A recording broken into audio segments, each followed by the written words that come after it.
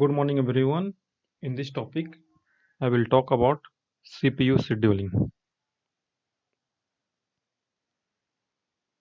We know that CPU scheduling is one of the important concepts of operating systems. The basic concepts of CPU scheduling is that in any multi-programming operating systems, there are more than one process in the ready queue waiting for the executions. So there are two types of burst: CPU burst and input output burst. CPU burst means process is just using the CPU, and input output burst means uh, after processing a process requires some input or from the user, or it displays some output to the screen. So here this is called input output bursts. So a process may have two type of bursts: CPU burst and input output burst. And we can also classify a process in two types. One is CPU bound process and another one is the input output bound process. CPU bound process is that type of process where a process wait very infrequently for the input output burst. That means switching is very less among CPU, and it waits for input output, then it go for the CPU. This happens very less in CPU bound process. And input output bound process, where a CPU process waits very frequently for the user to give some input and it displays some output.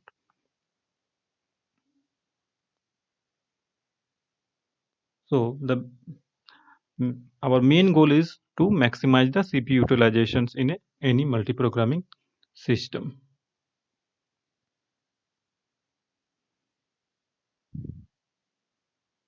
So when a process waits for the input output, the goal of the scheduling is that operating system should allocate the CPU to another process who is waiting for the execution instead of sitting idle.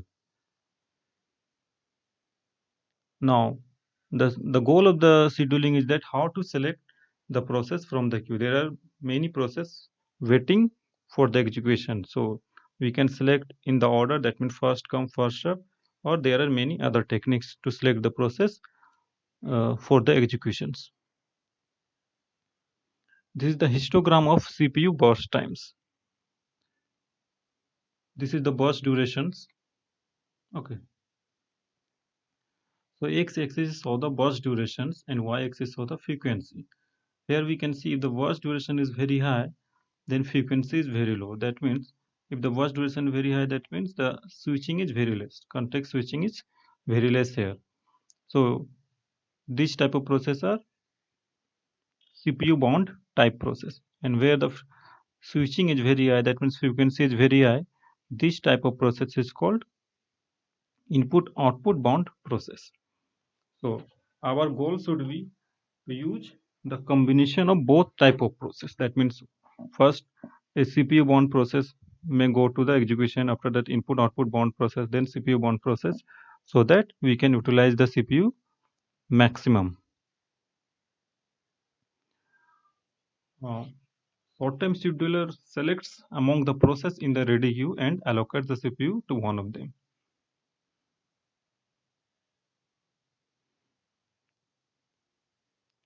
So when a CPU scheduling decision may take place, when a process switches from running to waiting states.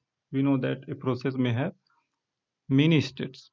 So running to waiting states, or switching from running to ready state when interrupts occur, or running to waiting state when a input output operation is required.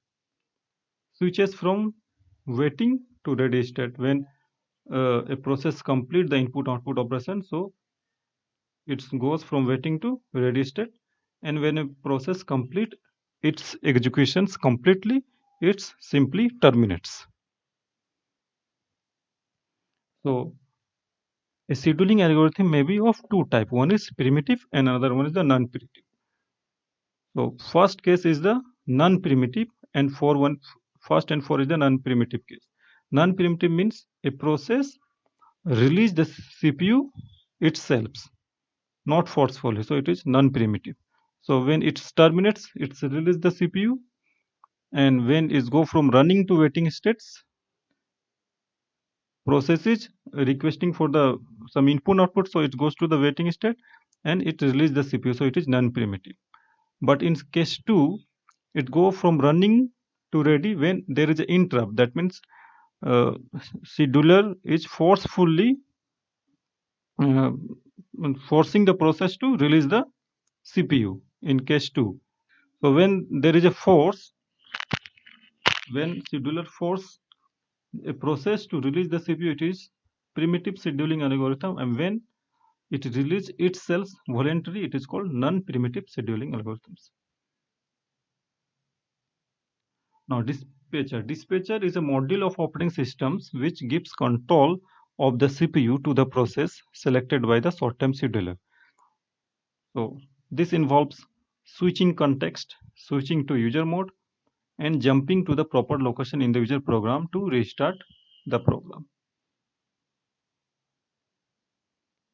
So, switching context requires some time. Switching context means basically when a process is running and and it should release the CPU either primitively or non-primitively. If it is released primitively or non-primitively, its location means what operation has been done, what is in the register.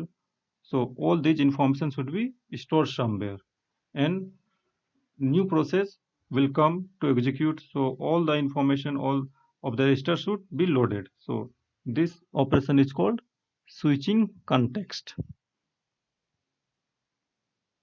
And time it takes for the dispatcher to stop one process and start another running is called dispatch latency.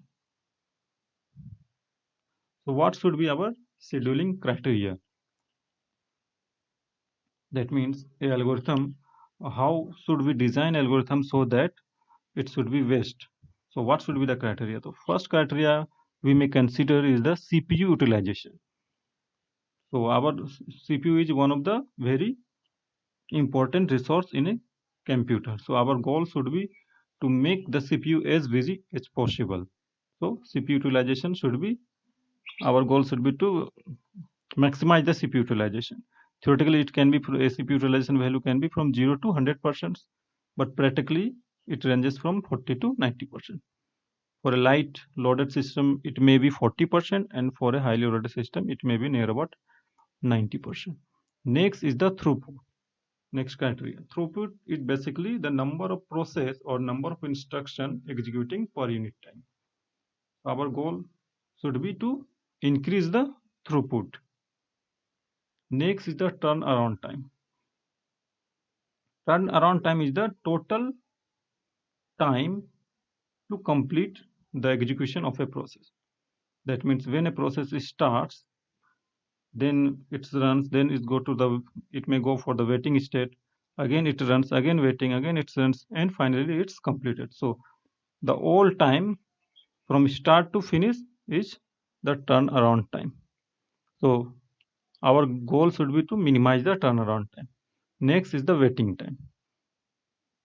When a process in the ready queue, so it may not be the case that a process comes in the ready code and instantly it gets the chance for the execution. When it instantly gets the chance, then the waiting time is 0. When it waits for some time, then there may be some waiting time. There may be another case that a process is running and it requests for some input output and it goes for the waiting time. So again, a process is waiting. So total waiting time is calculated, and our goal should be to minimize the waiting time also.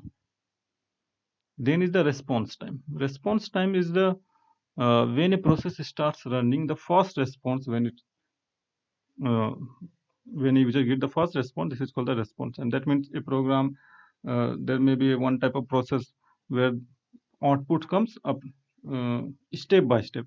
So the first output is the first, when we get the first output, this is the response time. So response time should also be minimum. Now we comes to the algorithm. The first algorithm is the first come first serve scheduling algorithm.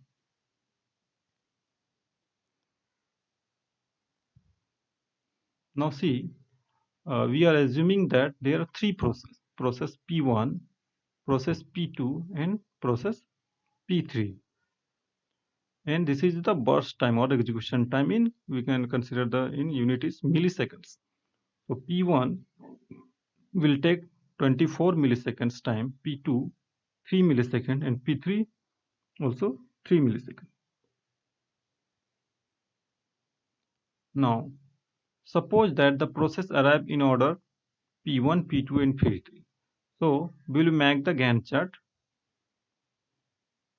of uh, the order in which order the process is executing using the first come first serve algorithm. So first come first serve algorithm means the process P1 comes first. So the time is 0. Total time it takes is 24. So P1 0 to 24. Next P2 3 millisecond. 24 plus 3 27. Next P3 27 plus 3 30. So the maximum time P1 is taking the maximum time, then P2 and P3. So the waiting time for P1 is 0. We are assuming that at time 0 in the ready queue, P1 and P2 and P3 all are available in the time 0. So waiting time for P1 is 0 because P1 is not waiting. For P2, the waiting time will be 24 because P2 starts after 24 milliseconds. When the P1 finishes its executions, then P2 starts. For P3, the waiting time will be 27 because P3 starts at time 27. So we will calculate the waiting time also. For P1 it is 0, for P2 it is 24, for P3 it is 27. Now we will calculate the average waiting time. Just sums and divided by 3 and we are getting 17 as a average waiting time for first come first serve scheduling algorithm. Now suppose that uh, that the process comes in the reverse order. That means first come P3, then P2, then P1. Then what will be the waiting time? Whether it will change or it will increase or it will decrease. Let us. So I think there is error here. It should be P3. First P3 will come here 3 milliseconds. Then P2 another 3 milliseconds. 3 plus 3 6. Then P1 6 plus 24 30. Now waiting time for P2 is 0. Waiting time for P3 is 3 and waiting time for P1 is 6. So average waiting time is very less 3. Here the waiting time is 17 previously, and when the order is reversed we get waiting time is only 3. That means when a longer process arrives first, waiting time is high, and when a shorter process is executed first, waiting time is reduces. Another algorithm is the shortest job first scheduling algorithm. In the first come first scheduling algorithm, we see that when a shortest uh, process is executed first, then the waiting time is reduced. On that concept, there is an algorithm which is called shortest job first algorithm. That means the scheduler or the dispatcher will select those process which have uh, lowest burst times, so that the waiting time should be minimized. So it is a optimal algorithm, but the problem in this algorithm is the knowing the length of the next CPU request. It is difficult to know the next length of the CPU burst. Now example of SJF, shortest job first algorithm. Here we are also taking the three process P1, P2 and P3. The burst time is 6 millisecond, 8, 7 millisecond. Now how we will draw the Gantt chart? So which one is the smallest? 6 is the smallest.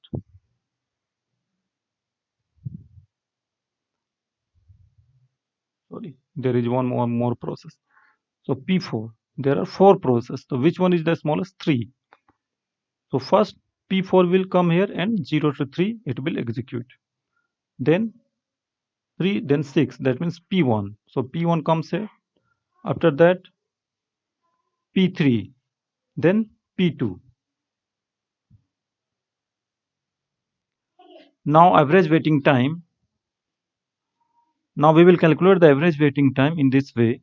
Average waiting time for P1. P1 starts here. Average waiting time for P1 is 3 because it starts its executions after 3 milliseconds. Then P2. For P2, it starts its executions after 16 milliseconds. So waiting time for P2 is also 16. Waiting time for P3 is, it should be 9, and for P4 is 0 because it starts instantly, and we will get average waiting time as 7.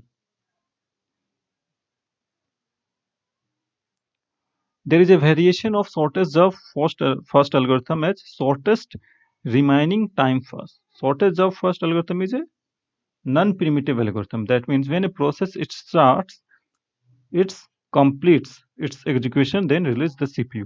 But SRTF, that means shortest remaining time first algorithms, it may release the CPU in between. That means, so dispatcher may force a process to release a CPU in between.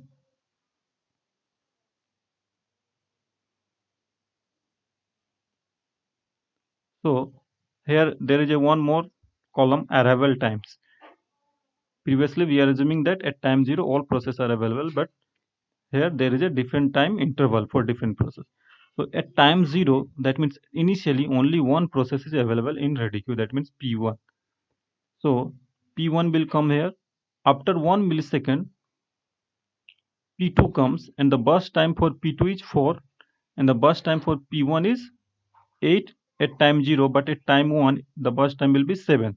That means at time 1 burst time for P1 is 7, and for P2 it is 4. So P2 is 4, so P2 will come here.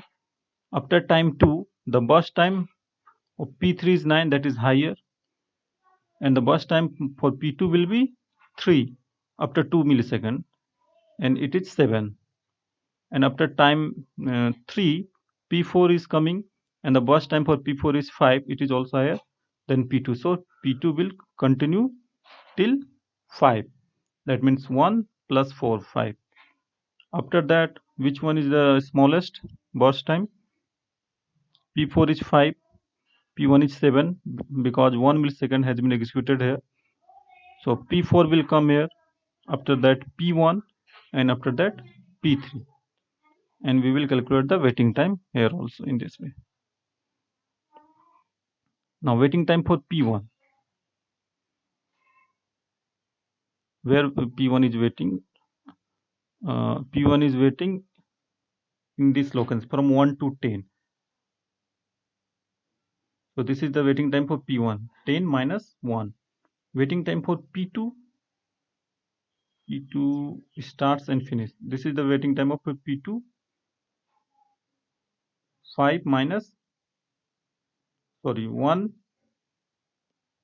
is, the waiting time should be 1, but arrival time is also 1, so 1 minus 1 should be the waiting time. So it is basically waiting time of P2 is 0. P3 comes at time 2. Now when it start at 17. So 17 minus 2. P4 comes at time 3, and it start at 5. So 5 minus 3. And in this way we get 6.5 millisecond as an average waiting time. Next one is the priority scheduling algorithm. Priority scheduling algorithm, here we associate a priority with each process. Even shortest job first algorithm is a special case of priority scheduling, where the burst time is the priority of a process. That means if the burst time is less, that means the process has the highest priority. Even priority scheduling algorithm, we can implement it as a primitive and non-primitive in both way. The problem with the priority scheduling algorithm is the starvation. That means in a very busy system, uh, that means CPU is busy all the time. So high priority process will come and it will execute, and low priority process will wait for an infinite time. So this is called starvation problem. So what is the solution? The solution may be the aging. That means after some times, for example, after 10 minutes or 15 minutes, the priority of the process which one is waiting in the ready queue, the priority will increase.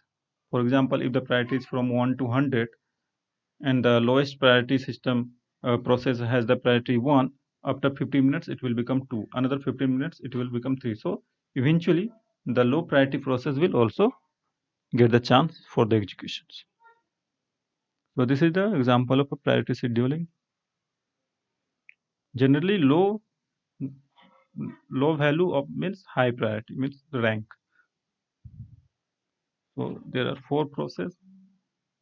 Oh, there is one more process P5, but no P5 available here. So please make the chart yourself. No, first it will be P2. This will be the P2 1, then P5. This will be the P5,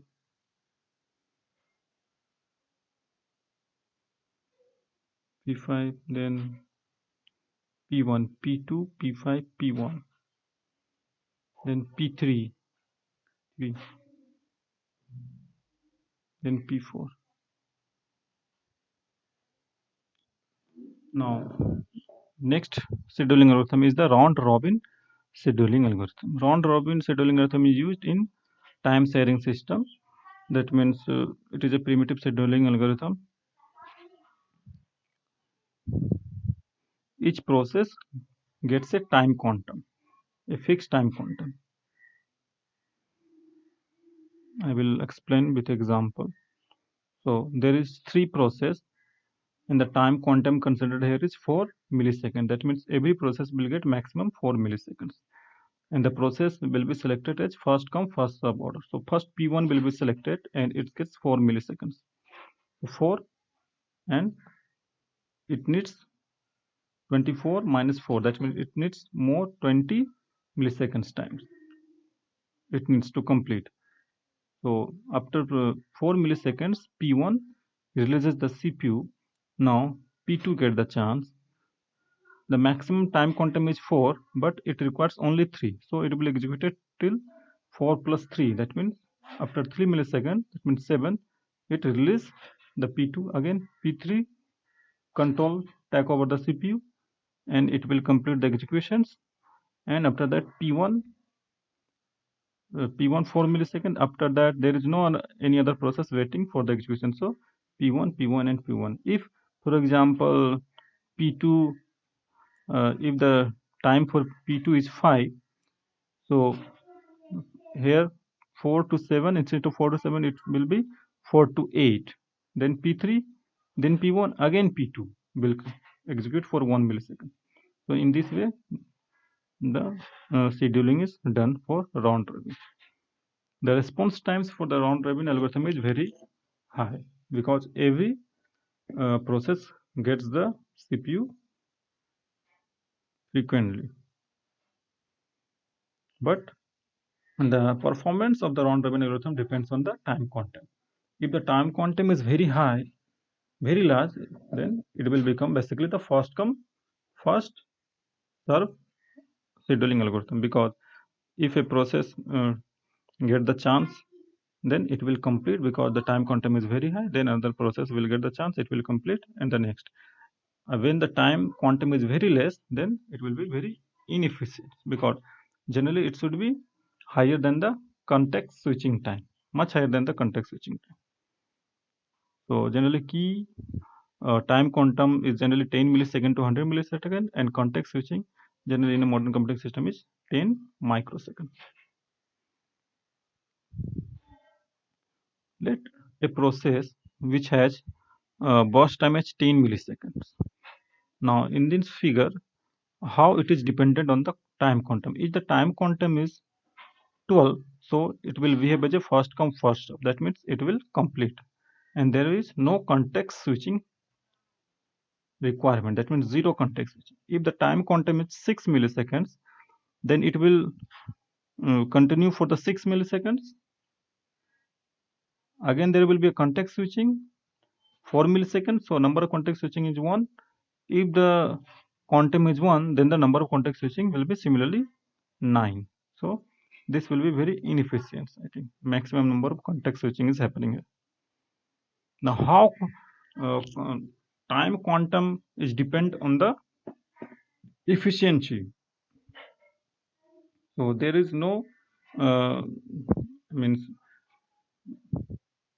there is no relationship, direct relationship. You can see in the diagram, this is the average turnaround time in y-axis and time quantum in the x-axis. First, the time quantum is 1, and then the time quantum is 2. This diagram is for this example.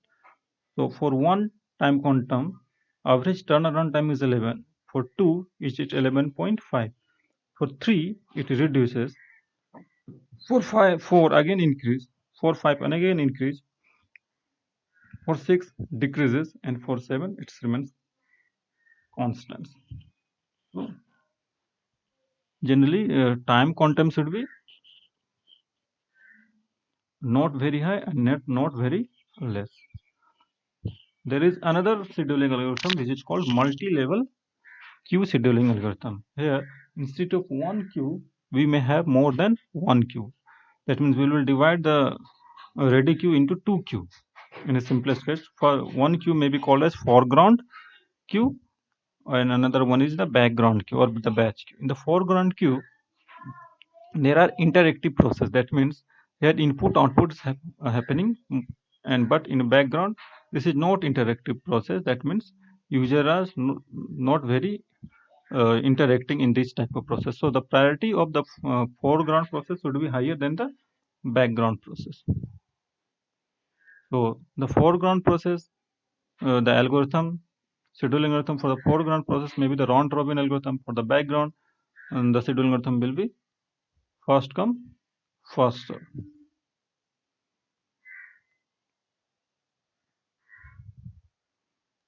So consider this diagram.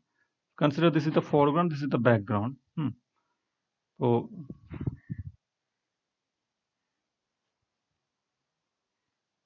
first, foreground and background event, there may be more categories. That means system process, interactive edit processes, batch process, and student process.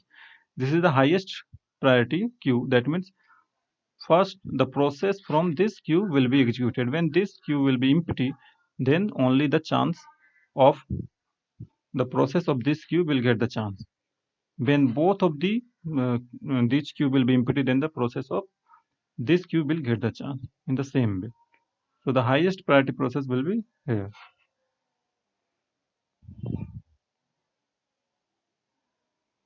Another type of variation of the multi-level queue algorithm is the multi-level feedback queue. That means here the movement from one queue to another queue is possible. Here we are considering three queue. Initially the all process comes to the this queue, first queue, and get a time quantum as it. If a process completes its execution in this time, then it's terminate or release the CPU. If it does not complete its execution, then it's go to the after execution of 8 millisecond, it goes to the second queue, middle queue. Even here it will get the chance of 16 millisecond. If it finish its execution in this time, it's complete or release the CPU. If it even require more time, then it goes to the third. And here the scheduling algorithm is the first come, first serve algorithm. That means a shorter, if a process is very shorter, then it will execute first, and if a process requires more time, it will be executed later on. When all the process when there is no process in this queue, then only the process of this queue will get the chance. Similarly, when first two queue is empty, then only the third process will get the chance. And thanks for watching.